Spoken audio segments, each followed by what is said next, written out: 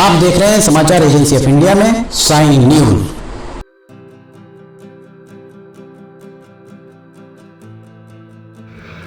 नमस्कार दोस्तों, समाचार एजेंसी ऑफ इंडिया की साइन न्यूज में लिमटी के लालटेन के 447वें एपिसोड में एक बार फिर आपका स्वागत है। रेलवे स्टेशन के पास रैक पॉइंट हम आपको अभी दिखा रहे हैं और लगातार ही हम रेलवे के अपडेट्स आपको देते आए हैं। आज हम आपको बताने जा रहे हैं 18 जनवरी 2022 को किस तरह का नज़ारा है रैक पॉइंट का। यहाँ से अगर आप बरघाट नाके की तरफ देखेंगे तो एक भी खंबा आपको रैक पॉइंट पर खड़ा दिखाई नहीं देगा। यहाँ अगर आप देखेंगे इस किनारे पर, तो इस किनारे पर बरघाट नाका रेलवे क्रॉसिंग से यहाँ तक इलेक्ट्रिफिकेशन सिर्फ 5 खंभों में हुआ है। और ये इलेक्ट्रिफिकेशन जो आज हम आपको दिखा रहे हैं, ये दिसंबर अंत में जब CRS सिवनी के बरघाट नाका LC से भौमा तक का किया गया था, तब इतना ही काम हुआ था। और उसके बाद अगर हम आज आपको दिखा रहे हैं 18 दिसंबर को, आज भी काम 1 इंच भी आगे नहीं बढ़ा है। यहाँ आपको हमारे पीछे एक भी आपको यहाँ पर खंबा खड़ा हुआ नहीं दिखाई दे रहा होगा, बिजली का खंबा। किस तरह का काम, कितनी तेज गति से काम यहाँ पर कराया जा रहा है, आपको हम बता रहे हैं। और रेलवे के अपडेट्स लगातार ही हम आपको देते आए हैं। इस तरफ अगर हम आपको दिखाएं तो इस तरफ ये सिवनी रेलवे स्टेशन की तरफ जाने वाला रास्ता, और सिवनी रेलवे स्टेशन की तरफ अगर हम आपको लेकर चलेंगे तो सिवनी रेलवे स्टेशन की तरफ भी रैक पॉइंट पर एक भी खंबा खड़ा नहीं है। रैक पॉइंट पर अभी भी पानी की कोई व्यवस्था नहीं है। रैक पॉइंट पर कोई शेड यहाँ पर बना हुआ नहीं दिख रहा है। रैक पॉइंट पर रेलवे का कोई भी आपको यहाँ पर ऑफिस भी नहीं दिख रहा होगा। सिर्फ ये 2 खंबे जो हाई मास्ट खड़े थे, इसके अलावा इस तरीके के खंबे और खड़े कर दिए गए हैं जिसमें प्रकाश की व्यवस्था यहाँ पर की गई है। इसके अलावा यहाँ पर अभी तक कोई भी रेलवे के द्वारा मुकम्मल व्यवस्थाएं नहीं की गई हैं। यहाँ खंबे कब खड़े होंगे, उन खंबों पर तार कब खींचा जाएगा, और तार खींचने के बाद उनकी टेस्टिंग कब की जाएगी, कुल मिलाकर दिल्ली बहुत दूर नजर आ रहा है। 18 जनवरी अर्थात 18 और 20 दिन के बाद भी, CRS होने के 20 दिन के बाद भी आज स्थिति यहाँ पर इसी तरह की यहाँ दिखाई दे रही है। रेलवे का काम हम यहाँ से वहाँ तक आप देख सकते हैं, जैसा आपको काम दिख रहा है। यहाँ रेलवे की सड़क बन रही है। सड़क जो बन रही है वो सड़क आज भी वैसी ही सड़क जिस हालत में रखी थी उसी हालत में आज सड़क है। रैक पॉइंट के ऊपर से आज भी आवागमन लगातार जारी है। वहाँ जो आपको दिख रहा होगा कुछ थोड़ा बहुत अतिक्रमण कर लिया गया था, उस अतिक्रमण को हटाया गया, फिर से वहाँ अतिक्रमण होता हुआ दिख रहा होगा। सिवनी शहर की तरफ जाने वाला मार्ग, डिस्टिलरी का यहाँ पर आपको दिख रहा होगा। डिस्टिलरी हमारे पीछे, डिस्टिलरी का एक चिमनी आपको दिखाई दे रही होगी। जजेस कॉलोनी उसके पीछे, और जजेस कॉलोनी के पीछे भी कुछ आपको हलचल दिखाई दे रही होगी। यहाँ से अतिक्रमण हटाया, वहां जाकर अतिक्रमण होकर लिया गया है।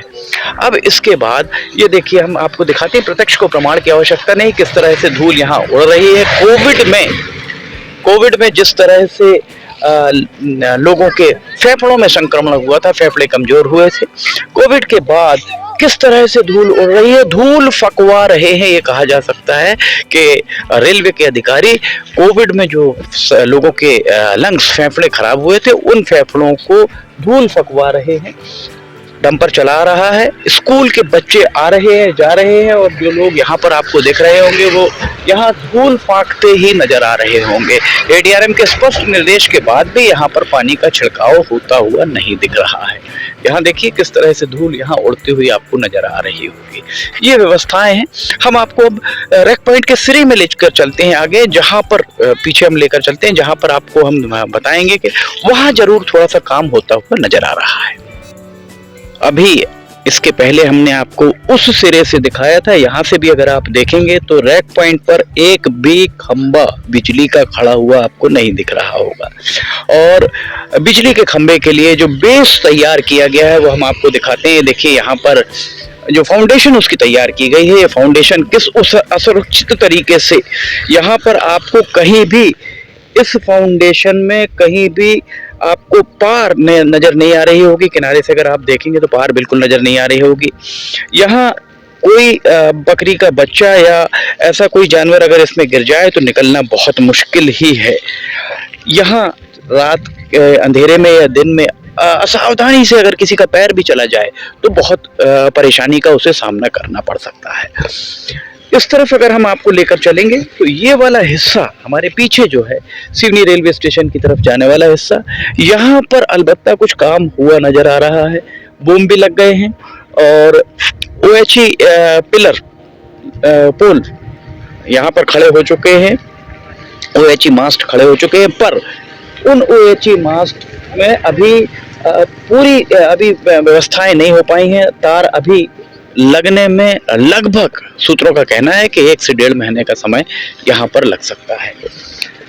सिवनी में काम इतना विलंब से क्यों चल रहा है पता नहीं, इस बारे में कहना बड़ा मुश्किल है। बात वही है कि आपको आज नहीं कल नहीं परसों परसों नहीं उसके 1 दिन बाद या 1 साल बाद 2 महीने बाद 6 महीने बाद आपको ये चीजें मिलेंगी, पर वो तरसा की देने का औचित्य क्या है। सांसद डॉक्टर ढाल सिंह बिसेन, आपका ये संसदीय क्षेत्र है, आपको पूछना चाहिए कि समय सीमा में काम क्यों नहीं हो पाया। आप अधिकारियों के सुर में सुर क्यों मिलाते हैं? आप क्यों कहते हैं कोविड के कारण विलंब हुआ? कोविड के कारण अगर विलंब हुआ तो विलंब मंडला संसदीय क्षेत्र के सिवनी जिले के हिस्से में होना चाहिए था। कोविड के कारण अगर विलंब हुआ तो छिंदवाड़ा जिले में छिंदवाड़ा संसदीय क्षेत्र में विलंब होना चाहिए था। अगर कोविड का बहाना अधिकारी बना रहे हैं, सिर्फ सिवनी में कोविड क्यों? और इस तरीके से अगर पछता के बहुत रुला कर अगर चीजें दी जाए, वैसे आप भी जानते होंगे कि अगर आपको कोई चीज नहीं दी जाए, आपको बहुत लंबा इंतजार उसका करवाया जाए और उसके बाद जब वो चीज आपको दी जाए तो आपको जिस स्वरूप में भी मिलती है वो चीज अच्छी लगती है कि चलो कम से कम मिली तो। पर यहाँ पर सिवनी में 7 साल से मेगा ब्लॉक 7 साल पहले लगा था। रेलवे के सूत्रों का कहना है कि 4 साल पहले मेगा ब्लॉक हट गया, सवारी गाड़ी नहीं चल पा रही है। तो ये इतना विलंब के बाद देने का औचित्य क्या? ये तो स्वाभाविक प्रक्रिया में ही होगा। अगर स्वाभाविक प्रक्रिया में ही होना है तो फिर एक सिवनी जिले के सिवनी और बरघाट विधानसभा, 2 विधानसभा क्षेत्रों का प्रतिनिधित्व लोकसभा में करने वाले डॉक्टर ढाल सिंह बिसेन, आप अपनी भूमिका बताएं कि आपकी भूमिका क्या होनी चाहिए।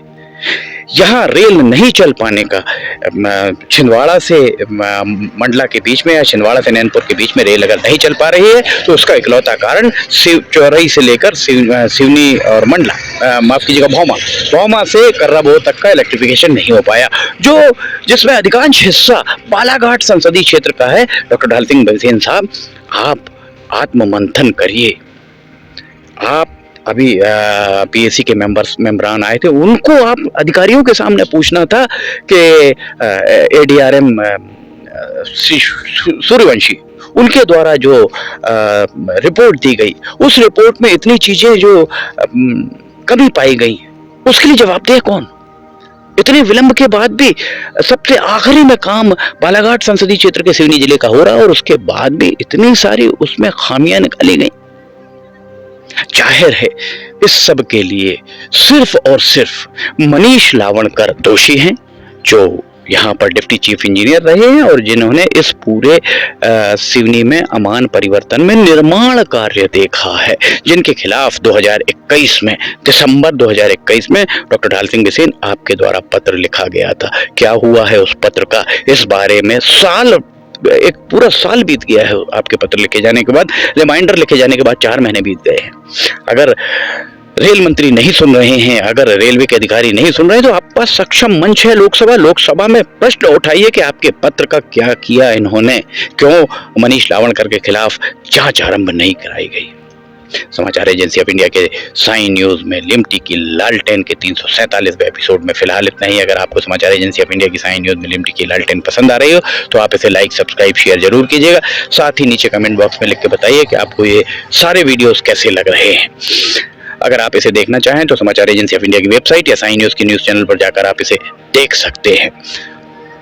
समाचार एजेंसी ऑफ इंडिया के सहयोगी अखिलेश दुबे के साथ लिमटी की लालटेन का 348वां एपिसोड लेकर बहुत जल्द हाजिर होंगे। फिलहाल इजाजत लेना चाहेंगे। जय हिंद।